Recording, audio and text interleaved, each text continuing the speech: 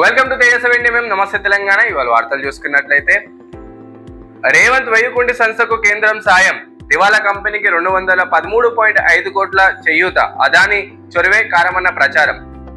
గోలుకూరు వెంకటరెడ్డి చెందిన Nexus speed 2006లో ఏర్పాటు, కుటుంబ సభ్యులే డైరెక్టర్లు. 2020లో దివాలా ప్రకటన, కేంద్రానికి దరఖాస్తు. కంపెనీకి 213.57 కోట్ల ఉద్దీవన్ ప్యాకేజు.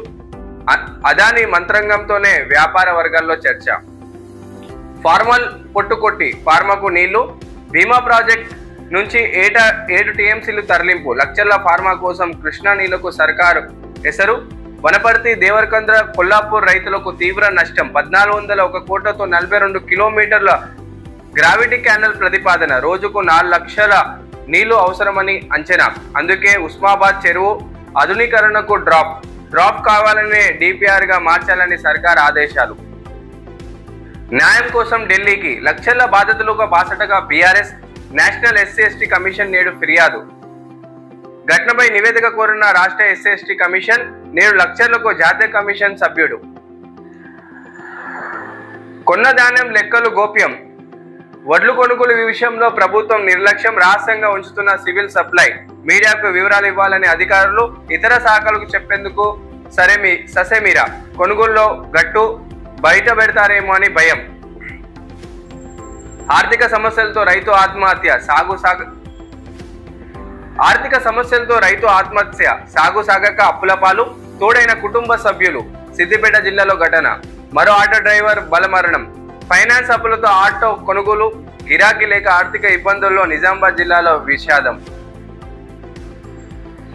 లక్షల డైవరెక్షన్ కే మూసి నిద్ర.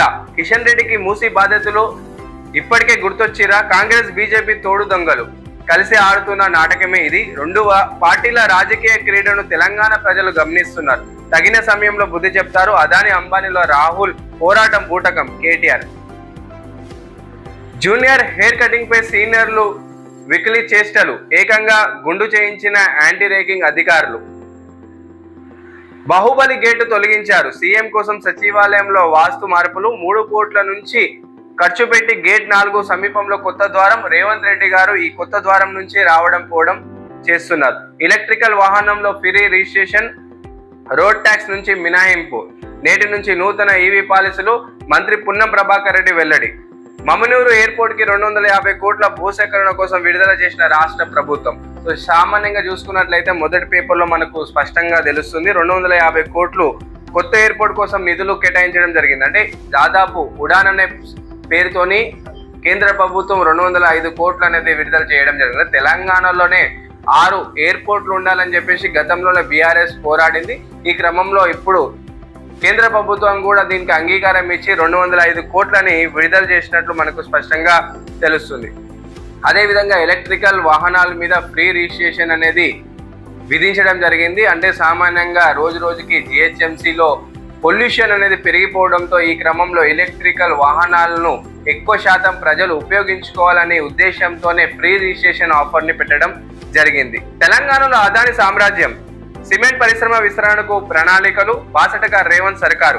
రామన్నపేట ప్లాంట్కు వ్యతిరేకంగా ఇప్పటికే ఉద్యత్రంగా మారిన ఆందోళనలు. తాజాగా 825 ఎకరాలతో సున్నపురాయి మైనింగ్ విస్తరణకు సన్నాహాలు. 29న ప్రజా అభిప్రాయ సేకరణకు పీసీబీ నిర్ణయం. వ్యతిరేకిస్తున్న ప్రజలు. సో సామాన్యంగా చూసుకున్నట్లయితే దావోస్ పర్యటన క్రమంలో అదాని సంస్థతోని రేవంత్ రెడ్డి గారి ప్రభుత్వం దాదాపు 14,000 కోట్ల ఒప్పందం అనేది జరిగింది. ఇక్కడ చూసుకున్నట్లయితే మన జరిగిన స్కిల్ యూనివర్సిటీ అంటే స్కిల్ డెవలప్మెంట్ విషయంలో దాదాపు 100 కోట్ల విరాళం అదాని సంస్థ ఇవ్వడం జరిగింది. అదేవిధంగా తెలంగాణలో సిమెంటు, విద్యుత్ మరియు గన్నుల విషయంలో దాదాపు 10,000 కోట్లు కూడా ఇప్పటికే కేటాయించడం జరిగింది. ఇటు చూసుకున్నట్లయితే నల్గొండలోని సున్నా సిమెంట్ ని కూడా 10,000 కోట్లు ఇచ్చి ఆ సంస్థ అదాని సంస్థ తన సొంతం చేసుకుంది. 2028 నాటికి దాదాపు 140 మిలియన్ టన్నుల సిమెంట్ ఉత్పత్తి చేసి బయట దేశంలో పంపించడమే అదాని సంస్థ ఒప్పందం చేసుకుంది. అంటే దాదాపు ఇక్కడ చూసుకున్నట్లయితే గుజరాత్ కావచ్చు, బీహార్ కావచ్చు, పలు రాష్ట్రాల్లో ఇప్పటికే సిమెంట్ ఫ్యాక్టరీలో అదాని సంస్థ పై చేయి ఉందనే చెప్పుకోవచ్చు. తెలంగాణలో కూడా ఇదే పరిస్థితి జరిగితే సిమెంట్ ఫ్యాక్టరీ కావచ్చు, గన్ను ఫ్యాక్టరీలు కావచ్చు, ఇలా పెట్టడం వల్ల ఏమవుతుందంటే అక్కడ దాదాపు గ్రౌండ్ వాటర్ అనేది పొల్యూషన్ అవుతుంది. కాబట్టి భువనగిరి ప్రాంతంలో కూడా దాదాపు 70 ఎకరాల్లో సిమెంట్ ఫ్యాక్టరీ పెట్టడానికి అదాని సంస్థ ముందుకు వచ్చింది. కాబట్టి అక్కడ పీసీబీ బోర్డు అంటే పొల్యూషన్ కంట్రోల్ బోర్డు భూసేకరణకు వెళ్ళడం జరిగింది. దాదాపు రైతులందరూ కూడా దీన్ని తిరస్కరించడం జరిగింది. అదే విధంగా నల్గొండలోని సున్నా సిమెంట్ ని కూడా సొంతం చేసుకుంది. దాదాపు అక్కడ 800 ఎకరాల్లో సిమెంట్ ఫ్యాక్టరీని పెట్టడానికి అదాని సంస్థ ముందుకు వచ్చింది. ఈ విషయంలో కూడా అక్కడ రైతులు ఇప్పటికీ నిరసన కూడా వ్యక్తం చేస్తున్నారు. అంటే అదాని సంస్థకు సిమెంట్ విషయంలో కావచ్చు, విద్యుత్ రంగంలో కావచ్చు, అన్ని రంగంలో రాష్ట్ర ప్రభుత్వం ఎందుకు తనకు ఎప్పుడు మద్దతు ఇస్తుంది అంటే గతంలో రాహుల్ గాంధీ అదానీ విషయంలో ఎప్పటికప్పుడు నరేంద్ర మోదీ యొక్క మిత్రుడు అదానీకే ఆస్తులు అప్పగిస్తున్నారని చెప్పుకొచ్చింది. తెలంగాణలో రేవంత్ రెడ్డి గారు ప్రభుత్వం అదానీతోని ఇంత బలోపేతంగా వ్యాపారం చేస్తున్నారు. ఇక్కడ చూసుకున్నట్లయితే విద్యుత్ రంగంలో కూడా 6 గ్యారెంటీల అమల్లో మనం చూసుకున్నట్లయితే ఉచిత విద్యుత్ అనేది కాంగ్రెస్ ప్రభుత్వం ఒప్పందం జరిగింది. ఇక్కడ రాష్ట్ర ప్రజలకు విద్యుత్ ఇవ్వాలంటే అదానీ సోలార్ సంస్థ ఖచ్చితంగా కూడా ఉపయోగపడుతుంది. ఇటు చూసుకున్నట్లయితే సిమెంట్ ఫ్యాక్టరీలో కూడా భూసేకరణలో తెలంగాణలో ఎక్కువ శాతం భూమి ఉంది కాబట్టి ఈ అన్నిటిని దృష్టిలో పెట్టుకొని అదాని సంస్థని ముందుకు తీసుకురావడం జరిగింది.